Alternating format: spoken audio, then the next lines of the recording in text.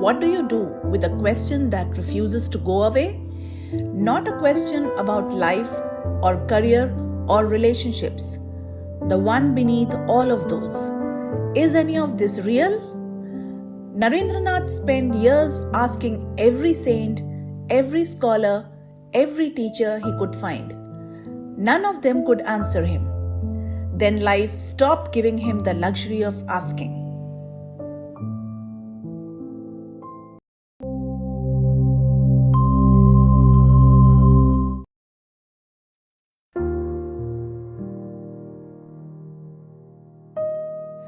Before the world knew him as Swami Vivekananda, he was Narendranath, a young man in 19th century Calcutta, brilliant, fearless, restless.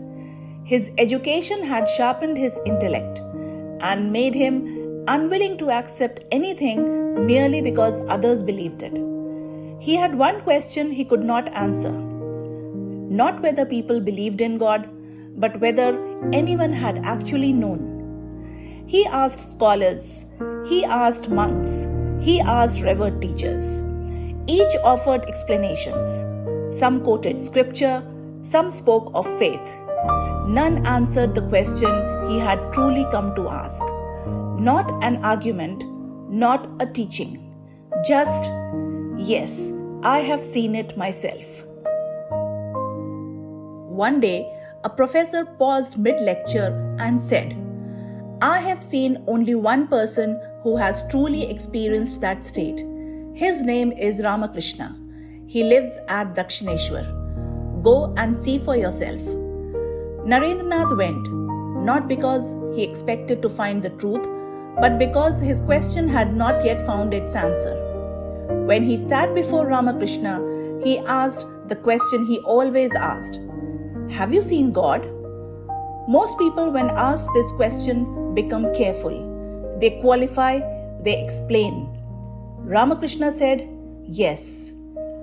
I see him as clearly as I see you, only more intensely. It did not sound like belief. It did not sound like philosophy. It sounded like memory.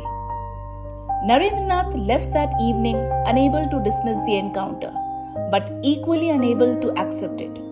He told himself the man was a lunatic, but he went back.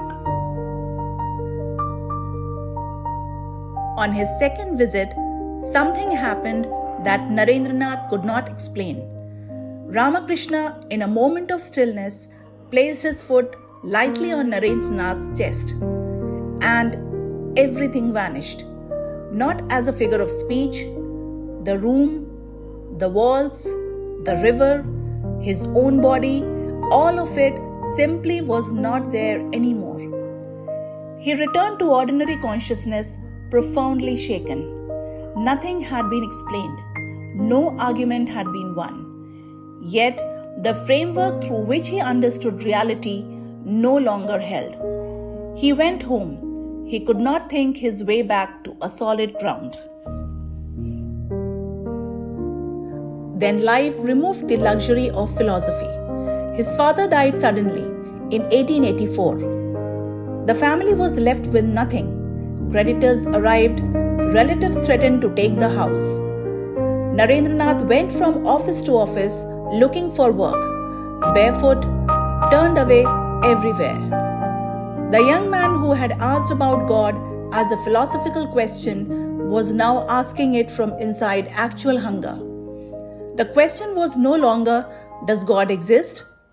It was, if God exists, why is he silent now? He went to Ramakrishna. He asked him to pray to the goddess Kali for his family's survival. Ramakrishna looked at him quietly. Go yourself, he said. Ask her yourself. Narendranath stood before the goddess. The same goddess he had spent years dismissing. A symbol, a projection, an idol for minds not yet trained in rigorous thought. He tried to ask for money. He could not. Something else came out of him instead. Words he had not planned. A prayer for knowledge, for truth, for devotion. He went out confused. Ramakrishna sent him back. He tried again. Again he could not ask for what he had come to ask for. 3 times he entered. 3 times he came out having asked only for truth. He never did pray for money. 3 times he entered the temple hoping to save his family.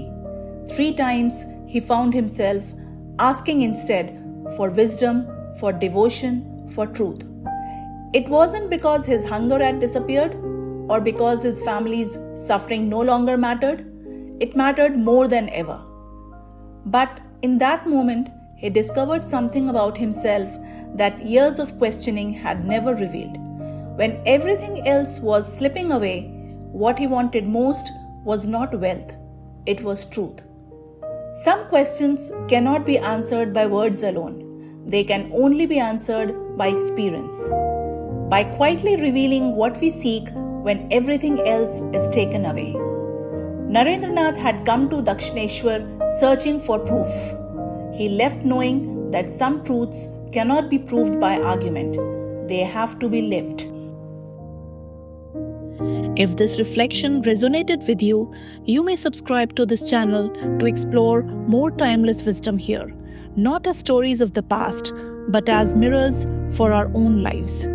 Om Tat Sat.